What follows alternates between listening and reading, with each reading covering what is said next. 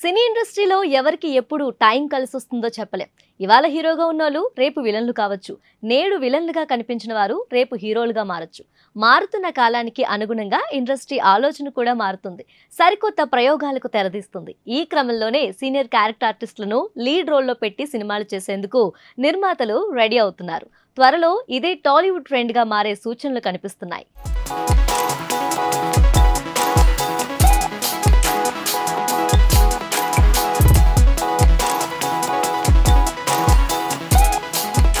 Tollywood most popular character artist Rao Ramesh ఏ పాత్రలో అయినా పరకాయ ప్రవేశం చేయడంలో ఆయనకు ఆయనే సాటి.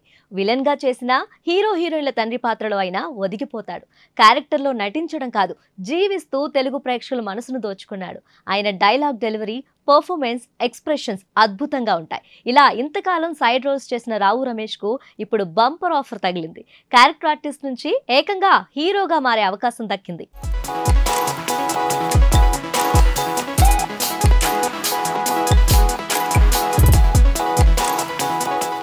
రావు గోపాలరావు నటవారసుడిగా తెరంగేట్రం చేశాడు రావు రమేష్. 15 ఏళ్లుగా తెలుగు సినీ ఇండస్ట్రీలో విభిన్న పాత్రలు చేస్తూ ప్రేక్షకులను మెప్పిస్తున్నారు. తాజాగా రావు రమేష్ హీరోగా మారుతినగర్ సుబ్రహ్మణ్యం అనే సినిమా తెరకెక్కుతుంది. ఆ మూవీలో రావు రమేష్ సరసన ఇంద్రజ నటిస్తుంది. దర్శకుడు లక్ష్మణ్ కార్య ఈ మూవీని తెరకెక్కిస్తున్నారు. ఈ మధ్యనే మేకర్స్ మూవీ ఫస్ట్ లుక్ కూడా రిలీజ్ చేశారు. మారుతినగర్ సుబ్రహ్మణ్యం ఫస్ట్ లుక్ చూసిన చాలా మంది నమ్మలేకపోతున్నారు. రావు రమేష్ హీరో అయ్యాడా అని ఆశ్చర్యపోతున్నారు.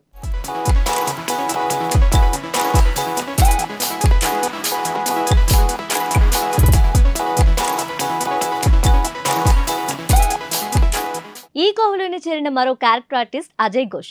ఆయన గురించి ప్రత్యేకంగా చెప్పాల్సిన పని లేదు.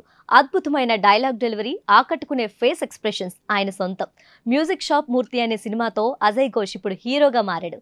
ఇందులో టాలీవుడ్ ముద్దుగుమ్మ చాందిని చౌదరి హీరోయిన్ గా నటిస్తుంది. దర్శకుడు శివ పాలడుగు ఈ మూవీని తెరకెక్కిస్తున్నారు.